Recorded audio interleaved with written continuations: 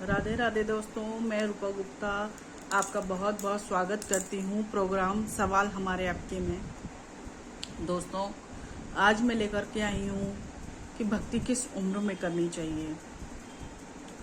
भक्ति की कोई उम्र नहीं होती। हमने अपने बड़ों से, अपने बुजुर्गों से सुना है कि जब सारी जिम्मेदारियों से निवृत्त हो जाएं, जब हमारी सारी जिम्मेदारियां पूरी हो जाएं, उसके बाद जो समय बचता है वो है भक्ति की, यानी कि बुढ़ापा। अब बुढ़ापे में हमें हजारों बीमारियां घेर लेती हैं। कभी हमारे जोड़ों में दर्द होता है, कभी कहीं दर्द होता है, तो हम दर्द में ही खो जाएंगे। भक्ति कैसे करेंगे? हमारा दिमाग तो भक्ति में लगेगा ही नहीं। तो बुढ़ापा कैसे भक्ति के लिए हो सकता है? जब एक बच्चा माँ के गर्भ में होता है, क्यों कहते हैं कि आप भागवत पढ़ो, बच्चे पे अच्छा असर पड़ेगा, अच्छे संस्कार पड़ेंगे? क्यों? और भी चीजें हो सकती है पढ़ने के लिए। क्यों ग्रंथ पढ़ने के लिए कहा जाता है? क्यों रामायण पढ़ने के लिए कहा जाता है? क्यों भागवत पढ़ने के लिए कहा जाता है? कि संस्कार अच्छे हों, वो जाने कि भगवान कौन है।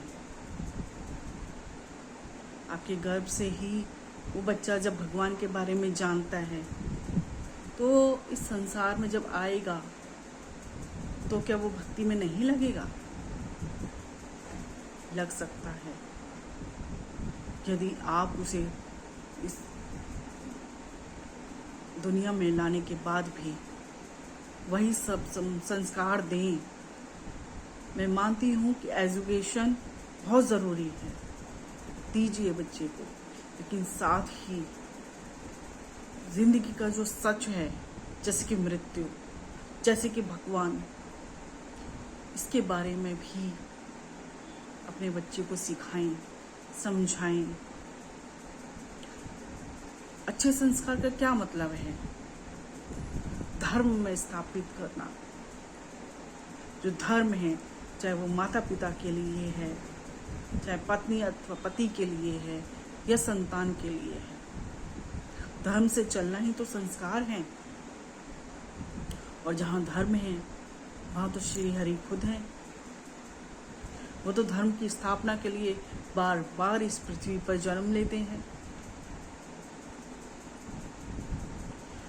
तो क्या हम उन बच्चों को, अपने संतान को जो धर्म के बारे में समझाएंगे, सिखाएंगे शुरू से ही, बचपन से ही, तो क्या अच्छे संस्कार उनके जड़ों में काम नहीं करेंगे? क्या अच्छे संस्कार लेकर के वो आगे नहीं बढ़ेगा? बढ़ेगा। और जब हम उसको जो हमने जाना वो सब बताएं, वो सब समझाएं, जो हमने पाया अपने गुरुदेव द्वारा, जो ज्ञान हमने हमारे गुरुदेव ने दिया, जो विवेक हमारे गुरुदेव ने दिया, वो हम अपनी संतान को समझाएं। वो उम्र खिलता फूल है जो कान्हा जी के श्री चरणों में चढ़ाया जा सकता है। भक्ति का मतलब ये कतई नहीं है कि अपनी जिम्मेदारियों को भूल जाया जाए। कर्म तो करने ही है ना। कर्म के लिए तो हम स्वतंत्र हैं। क्यों स्वतंत्र हैं? क्योंकि जो कर्म हम कर रहे हैं, जो कार्य हम अपने परिवार के लिए कर रहे हैं, वो श्री हरि का ही तो कार्य है। उन्होंने ही तो हमें जिम्मेदारियां दी हैं। तो वो सब करते हुए भी क्या हम उस उम्र में भक्ति नहीं कर सकते? कर सकते। वही उम्र है भक्ति की। ऐसा नहीं है कि बुजुर्ग अवस्था में भक्ति नहीं कर सकते। कर सकते हैं। हरि की कृपा हो जाए तो किसी भी उम्र में भक्ति कर सकते हैं। तो हम बुढ़ापे की जगह अपनी जवानी, जो खिलता फूल है, क्यों ना वो भगवान के श्री चरणों में चढ़ाएं। गृहस्थ हैं, तो गृहस्थ जीवन जीते हुए भी हम अपने आप को श्री हरि के चरणों में समर्पित कर सकते हैं। यदि हम अपना आत्मोद्धार चाहते हैं, नहीं चाहते 84 लाख योनि में भटकना, तो आप लोग ही सोचिए कि आपको क्या करना है। आपको आत्मोद्धार करवाना है या आपको 84 लाख योनि में भटकना है। आपने पाप अथवा पुण्य के हिसाब से आपको नरक या स्वर्ग जाना है, वो आपकी चॉइस है। आपको देखना है आपका भला किसमें है।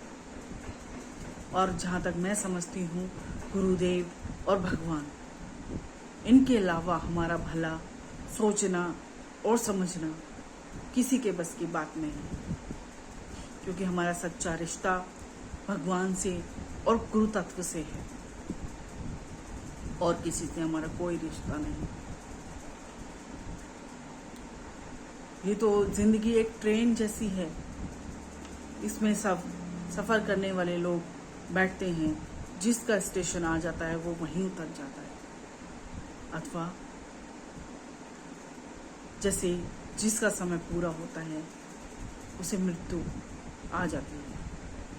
पर वो शरीर की मृत्यु है, स्थूल शरीर की मृत्यु है। आत्मा की मृत्यु कभी नहीं हो सकती, आत्मा कभी मरती ही नहीं। आत्मा तो श्री हरि का ही अंश है। आत्मा सिर्फ आनंद ही पाना चाहती है और वो श्री हरि ही आनंद है। तो आत्मा कैसे मर सकती है? आत्मा कभी नहीं मरती दोस्तों।